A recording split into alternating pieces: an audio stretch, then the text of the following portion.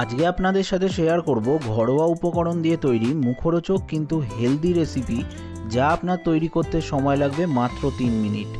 এই রেসিপিটি আপনি ব্রেকফাস্ট হিসেবে খান বা ডিনার অথবা বাচ্চাদের টিফিনে দিলেও আর কিছু লাগবে না। তবে ভিডিও শুরু করার আগে আমার চ্যানেলে নতুন হলে ভিডিওটা লাইক করে চ্যানেলটা সাবস্ক্রাইব করার অনুরোধ রইল।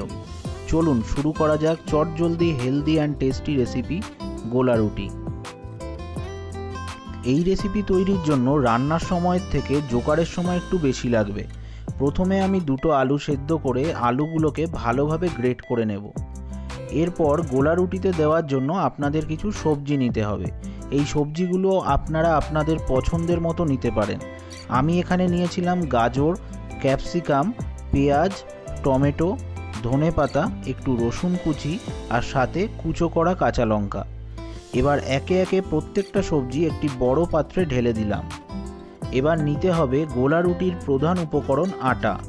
আমি এখানে আটার ব্যবহার করেছি, আপনারা চাইলে ময়দাও নিতে পারেন, কিন্তু আটার গুণগত মান ময়দার থেকে অনেক বেশি এবং হজম করতেও সুবিধা।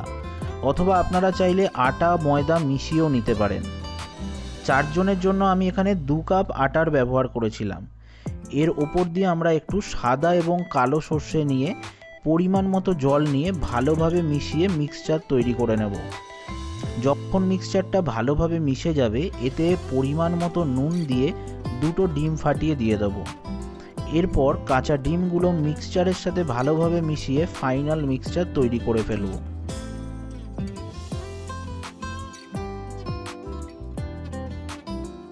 এবার ফ্রাইং প্যানে সামান্য পরিমাণ সাদা তেল নিয়ে মিক্সচার ভালোভাবে ভেজে নিলেই তৈরি হয়ে যাবে গোলা রুটি।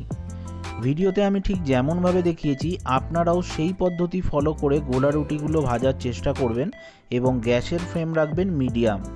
খুব বেশি হিট হলে গোলা রুটির ভেতরটা কাঁচা থেকে যাবে, কিন্তু বাইরের অংশ পুড়ে যাবে, ফলে খেতে ভালো লাগবে না। আর আগে যেমন বলেছি, আপনি এই গোলা রুটি ব্রেকফাস্টে যেমন খুব চটজলদি বানিয়ে নিতে পারেন এবং হেলদি আর টেস্টি রেসিপি হিসেবে খুবই ভালো লাগবে, সেরকমভাবে আপনারা চাইলে ডিনারেতেও খেতে পারেন।